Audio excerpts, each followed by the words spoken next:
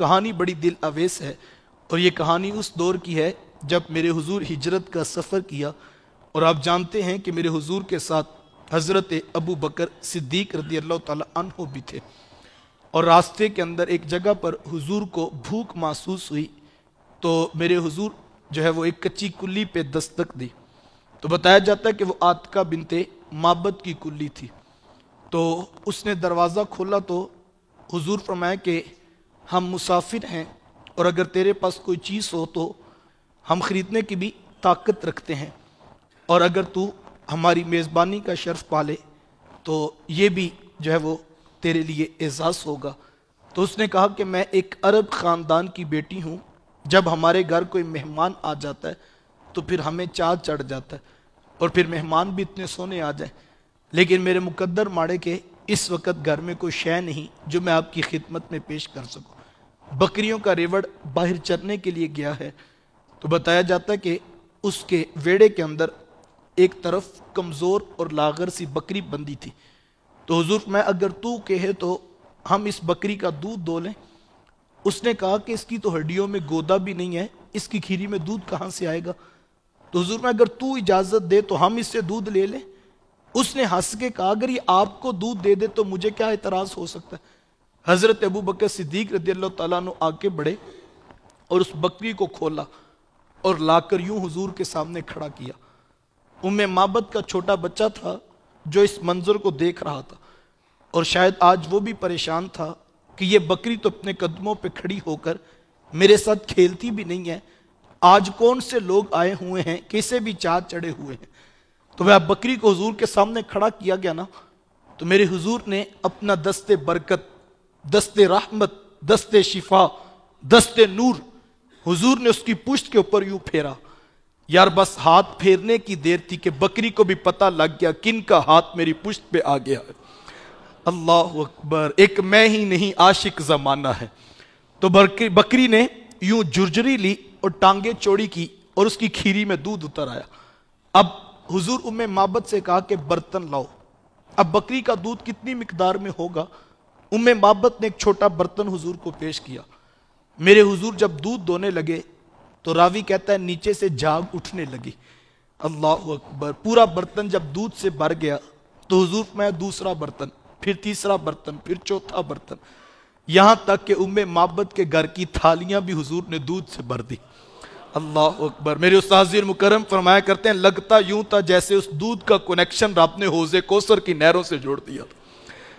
اب حضور نے معبد کو پینے کے لیے دیا، اس کے چھوٹے بچے نے پیا، حضرت ابو بکر صدیق رضی اللہ تعالیٰ عنہ نے پیا، اور آخر پہ حضور نے پیا، اور پھر ایک اور پیالہ بھرا اور بھر کے حضور معبد کو دیا اور کہا جب ابو معبد تمہارا شوہر آئے گا نا تو ہماری طرف سے اس کو بھی پیش کرنا، اور حضور نے دعائے برکت دی اور آقا کریم چل دیا۔ یہ دن کی کہانی تھی۔ شام کو جب ابو معبد بکریوں کا ریوڑ چرا کے واپس پلٹا تو آج اس نے اپنی کچی کلی پہ انوار برستے دیکھے۔ ایک بار وہ جدھر سے گزرے ہیں نصیر، ہزار بار ادھر سے بہار گزری ہے۔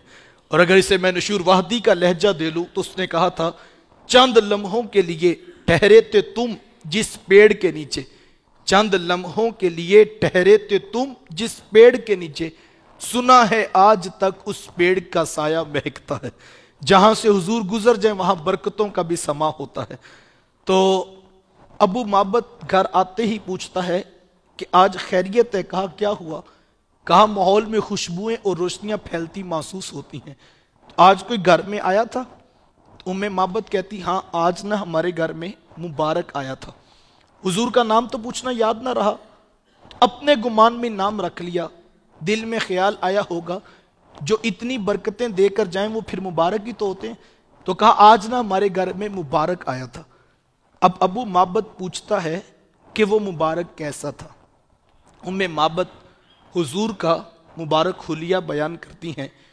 یار لفظ تو عربی کے ہیں لیکن میرا ماننا یہ ہے کہ معنی مفہوم اور ترجمہ سمجھ میں نہ بھی آئے، لیکن چونکہ حضور کے حلیہ نور کا تذکرہ ہے تو دلوں کے اندر نور اترتا محسوس ہوتا ہے۔ ابو معبد پوچھتا ہے بتاؤ نا کہ وہ مبارک کیسا تھا؟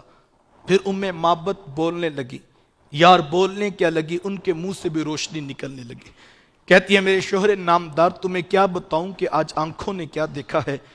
رأیت رجلا ظاہر الوداد حسن الخلق ملیح الوجه لم تعبه سجلہ ولم تزر به صالہ وسیم کسیم فی عینیہ دعج وفی اشفارہ وطف وفی صوتہ سحل احول اکحل ازج اقرن وفی عنقہ سطع وفی لحیتہ کثاثہ اذا صمت فعلیہ الوقار وَإِذَا تَكَلَّمَ سَمَا وَعَلَاهُ الْبُحَا هُلُوُّ الْمَنْطَقِ فَصْلٌ لَا نَزْرٌ وَلَا حَزْرٌ كَأَنَّ مَنْطِقَهُ خَرَذَاتُ نَظْمٍ يَتَحَدَّرْنَ أَبْهَى النَّاسِ وَأَجْمَلَهُ مِنْ بَعِيدٍ وَأَحْسَنَهُ مِنْ قَرِيبٍ رَبْعَةٌ لَا تَشْنَوْ عَيْنٌ مِنْ طُولٍ لَا تَقْتَحِمُهُ عَيْنٌ مِنْ قِصَرٍ غصن بين غصنين فهو عندر الثلاثة منظرا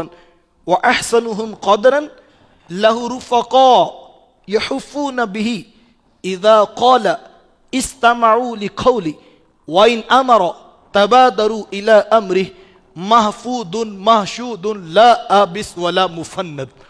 انہوں نے حضور کا حسن بیان کیا اور حد کر دی. کہنے لگی تمہیں کیا بتاؤں آج آنکھوں نے کیا دیکھا ہے.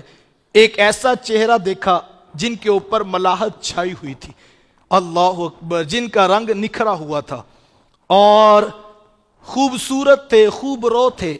پھر کہیں گی فی عینیہ دعج, ان کی مبارک آنکھوں کی پتلیاں بھی کشادہ تھی, سفید رنگ میں سرخ رنگ کے ڈورے لگے ہوئے تھے. اور پھر کہنے لگی اکحل ازج اقرن, ان کے ابرو ساتھ جڑے ہوئے تھے.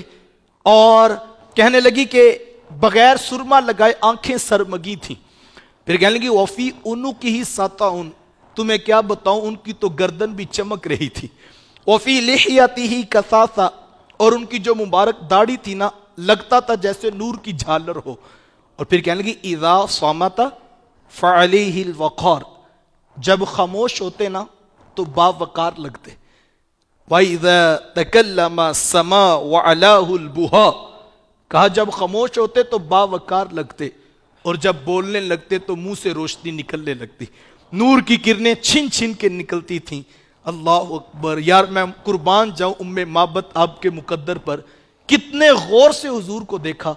جب میرے حضور خاموش ہوتے پھر بھی دیکھتی, اور جب میرے حضور بولنے لگتے پھر بھی دیکھتی. کچھ لوگ ہوتے ہیں خاموش بیٹھے تو بڑے اچھے لگتے ہیں, لیکن جب بولیں تو وہ حسن برقرار نہیں رہتا.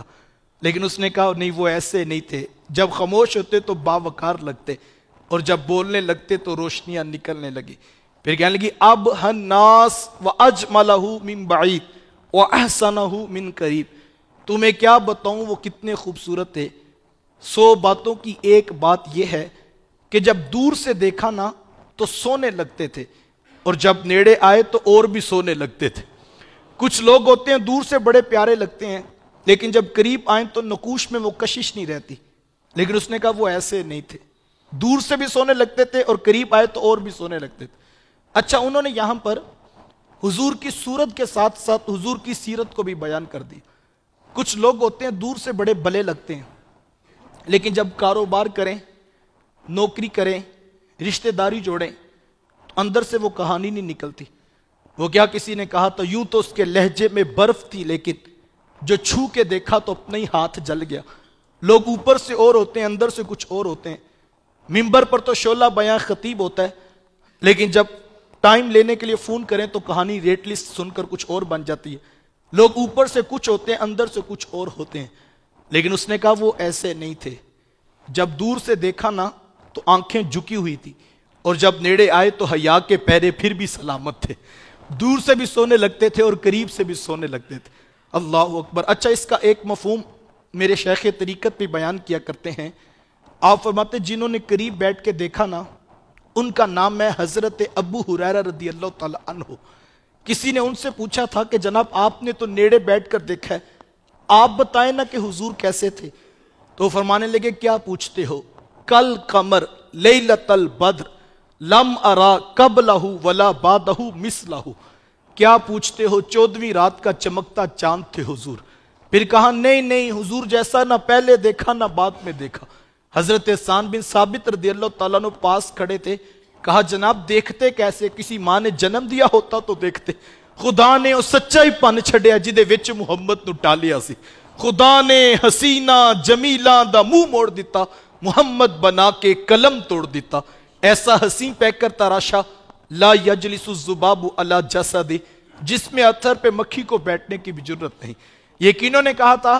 جنہوں نے نیڑے سے دیکھا تھا اور جنہوں نے 13 صدیوں کے فاصلے میں گولڑے میں کھڑے ہو کے دیکھا۔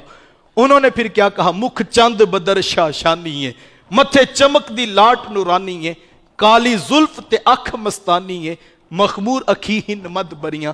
جنہوں نے قریب سے دیکھا انہوں نے حضرت جابر بن سامورہ رضی اللہ تعالیٰ عنہ، وہ فرماتے لیلۃ الادحیان تھی اور 14ویں رات کا چاند پوری آب و تاب کے ساتھ چمک رہا تھا، اور ادھر حضور سرخ داری دار چادر زیب تن کیے محو استراحت تھے۔ فرماتے میں کبھی آسمان کے چاند کو دیکھتا، کبھی آمینہ کے چاند کو دیکھتا، پھر میں نے فیصلہ کیا یہ چاند کیا ہے؟ میرے حضور اس سے بھی زیادہ سونے ہیں۔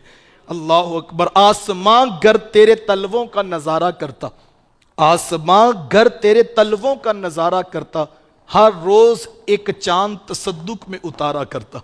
اللہ اکبر۔ جنہوں نے قریب سے دیکھا انہوں نے بھی کہا سونے ہیں، اور جنہوں نے دور سے دیکھا انہوں نے بھی کہا کہ سونے ہیں۔ اچھا یہ حدیث تو لمبی ہے، وقت سمٹ گیا۔ مجھے لگتا یوں ہے کہ وہ اوصاف حضور کے بیان کر رہی تھی نا۔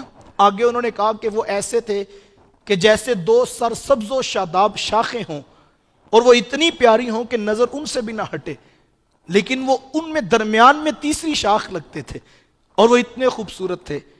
لیکن جب تھوڑی اور دیر گزری نہ حسن کا نقشہ کھینچا تو مابت لگتا یوں ہے کہ ان کے لفظ ختم ہونے لگے، لیکن ابھی حضور کا حسن اوپر جا رہا تھا۔ تو مابت نے پھر پتہ کیا کیا؟ انہوں نے موضوع بدل لیا، اور حضور سے توجہ ہٹا کے نا انہوں نے موضوع جو ہے وہ حضرت ابو بکر صدیق کی طرف کر دیا، اور کہنے لگی وہ تھے نا، وہ تو میری سمجھ میں نہیں آ رہے تھے۔ لاہو رفا کا جو پاس کھڑا پیکرے ادب تھا نا، میری سمجھ میں وہ بھی نہیں آتا تھا۔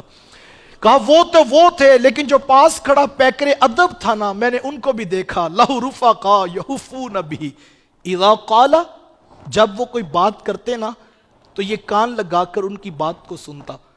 وَإِنْ أَمَرَ تَبَادَرُوا إِلَىٰ أَمْرِ، اور جب وہ کوئی حکم دیتے تو سارے کام چھوڑ کے حکم کی تعمیل کرتا۔ اللہ اکبر۔ اچھا سارا حسن کا تذکرہ جب ابو مابت نے سنا نا تو کہتا مابت تو نے زیادتی کی ہے، میں دور تو نہیں گیا تھا، تو مجھے بھی بلا لیتی اور میں بھی مبارک کو دیکھ لیتا۔ اچھا وعدہ کرو اب جب دوبارہ آئے گا نا تو تم مجھے ضرور بلاؤ۔ اس نے کہا ٹھیک۔ اب وہ روزانہ شام کو گھر آتا اور وہ اسے کھانا پیش کرتی اور کہتی کہ کھانا کھا لو۔ وہ کہتا مبارک تو نہیں آیا تھا؟ وہ کہتی نہیں مبارک نہیں آیا تھا۔ وہ کہتا کہ پھر چلو مبارک کی باتیں سنو۔ وہ کہتی کھانا تو کھا لو۔ وہ کہتا نہیں پہلے مبارک کی باتیں سنو۔ اب وہ روزانہ یہی کام کیا کرتے۔ اللہ اکبر۔ یا سادے لفظوں میں یہ لگتا نہیں ہے کہ مابت کی کچی کلی میں ہر رات کھانے سے پہلے محفل میلاد ہوا کرتی تھی۔ مبارک کی باتوں کا نام ہی تو میلاد ہے۔ اللہ، روزانہ یہی کام کیا کرتے۔ ایک دن گھر کا سودا سلف ختم ہوا تو مابت قریبی دکان سے کوئی چیزیں لینے کے لیے گئی تو اسے مطلوبہ چیزیں نہ ملی، تو اپنے بیٹے کو ساتھ لیا تو چلتی چلتی شہر رسول میں پہنچ گئی۔ بازار میں کھڑی کچھ چیزیں خرید رہی تھی کہ گلی سے حضرت ابو بکر صدیق کا گزر ہوا۔ جب چھوٹے بچے کی نظر پڑی نا تو وہ خوشی سے اچھلنے لگا اور اپنی ماں کو مخاطب کر کے کہا یا اماں ہاذا صاحب المبارک، امی وہ دیکھ مبارک کا ساتھی مل گیا ہے۔ جا کر حضرت ابو بکر صدیق کو پکڑ لیا اور کہنے لگے این المبارک این المبارک، تم تو مل گئے ہو، بتاؤ مبارک کہاں پہ ہے؟ اب انہوں نے نام تو خود ہی رکھا تھا تو حضرت ابو بکر صدیق پوچھتے کون سا مبارک؟ تو بچہ کہتا وہ جس نے ہماری بکری پہ ہاتھ پھیرا تو دودھ آ گیا تھا۔ تو حضرت ابو بکر سمجھ گئے کہ یہ وہ ہجرت کی رات ملنے والے لوگ ہیں۔ کہا آؤ تمہیں مبارک کی چوکھٹ پہ لے چلو۔ مابت کو لیا، اس کے چھوٹے بچے کو لیا، اور جب مسجد نبوی میں داخل ہوئے تو سامنے حضور جلوہ فراز تھے۔ تو بچہ پھر خوشی میں کہنے لگا امی وہ دیکھو مبارک اپنے ساتھیوں کے ساتھ کیسے بیٹھا ہوا ہے۔ جا کر حضور کے قدم پکڑ لیے اور کلمہ رسول قبول کیا، غلامی کے تاج سینوں پہ سجائے اور یہ دن کی کہانی تھی۔ یہ شام کو گھر آئے اور آ کر ماں بیٹا میٹھی لڑائی لڑنے لگے۔ ماں کہتی تیرے باپ کو یہ خوشخبری پہلے میں نے سنانی ہے، تو بیٹا کہتا نہیں نہیں، مبارک کے ساتھی کو تو میں نے ڈھونڈا تھا نا، پہلے یہ خوشخبری میں سناؤں گا۔ ماں کہتی بیٹا میں تیری ماں لگتی ہوں، یہ خوشخبری مجھے سنانے دو۔ تو وہ کہتا نہیں نہیں، ماں مبارک کی یاری میں کوئی ماں نہیں ہوتی، سارے مبارک کے ہی ہوتے ہیں۔ اللہ اکبر۔ وہ میٹھی لڑائی لڑ رہے تھے کہ ابو معبد جب گھر آیا تو اس نے آج پھر اپنی کچی کلی پہ انوار برستے دیکھے۔ پتہ کیا لگا، مبارک آ جائیں پھر بھی برکتیں ہو جاتی ہیں، اور کوئی مبارک کی چوکھٹ دیکھ کے آئے تو برکتیں لے کے آتا۔ اچھا یہ پوچھ رہے تھے کہ سوچ رہے تھے بتانا کس نے ہے، تو وہ آ کے خود ہی پوچھتا ہے آج گھر میں مبارک تو نہیں آیا تھا؟ کہا تمہیں کیا لگتا ہے؟ کہا ماحول کی روشنیاں تو بتاتی ہیں کہ مبارک آیا تھا۔ تو وہ کہنے لگے نہیں مبارک تو نہیں آیا تھا، آج ہم مبارک کو مل آئے ہیں۔ کہا کون ہے وہ؟ کہا وہی جسے زمانہ محمد کہتا ہے، ہم اسے پیار سے مبارک کہا کرتے ہیں۔ ابو معبد بھی اٹھا، حضور کے قدموں میں بیٹھ کر دولت اسلام سے فیض یاب ہو گئے۔ جس نے محبت کی نگاہ سے دیکھا حضور کو، اس کو ایمان کی سلامتی نصیب ہوتی گئی۔ اقبال نے کہا تھا عہد ما راز ما بیگانہ کرد، از جمال مصطفیٰ بیگانہ کرد۔